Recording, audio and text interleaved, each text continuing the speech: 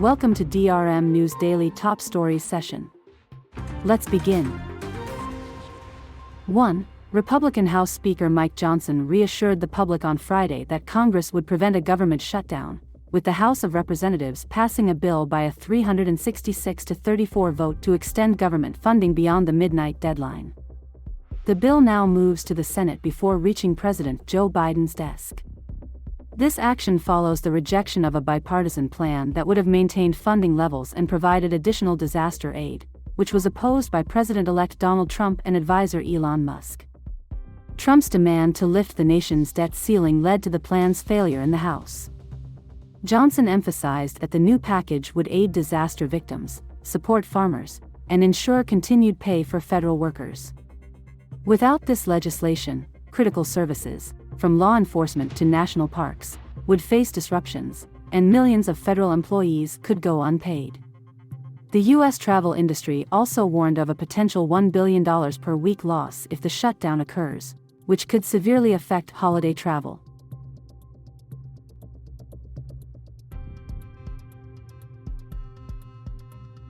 Two. On December 20, 2024, a court acquitted Italian Deputy Prime Minister Matteo Salvini of charges related to kidnapping over 100 migrants, whom he had blocked aboard a boat for nearly 3 weeks in 2019. Salvini, leader of the far-right League Party and current transport minister in Giorgia Meloni's government, faced a prosecutor's request for a 6-year jail term following a 3-year trial. The case stemmed from Salvini's attempt to prevent the Spanish charity Open Arms from disembarking 147 asylum seekers in Italy, as part of his strict anti-migration policy while serving as interior minister. The verdict, which came amid ongoing tensions between the government and the judiciary over migration issues, was hailed by League supporters as a vindication, with Meloni calling the charges unfounded and surreal.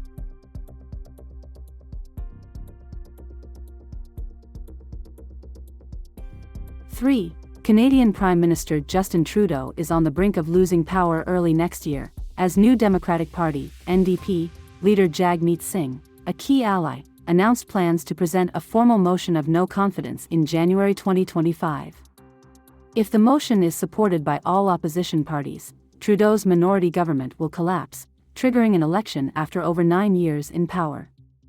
The crisis deepened following the resignation of Finance Minister Chrystia Freeland due to a policy clash over spending, and around 20 Liberal lawmakers are now calling for Trudeau to step down. His government faces voter discontent over rising costs and a housing crisis, with recent polls indicating the Liberals would be defeated by the opposition Conservatives. This political turmoil coincides with the impending inauguration of U.S. President-elect Donald Trump, who is set to impose tariffs that could harm Canada's economy.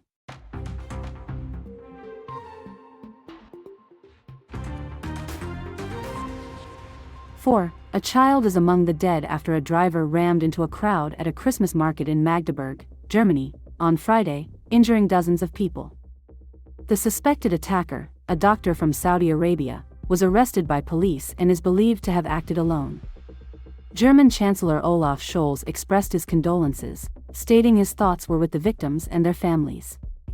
The incident has sparked renewed concerns about safety at holiday markets, following a similar attack in Berlin 8 years ago, where a truck driven by a failed Tunisian asylum seeker killed 12 people and injured dozens more.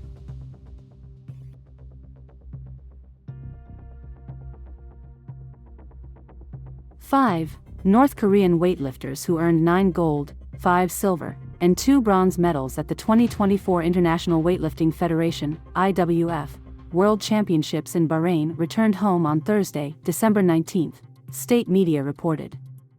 Footage released by North Korea's official news agency KCNA, which Reuters could not independently verify, showed the athletes and their coach arriving at Pyongyang International Airport, where they were greeted by government officials and cheering crowds. The celebratory atmosphere continued as a bus decorated with flowers carrying the weightlifters passed through the streets of Pyongyang, with residents offering their applause.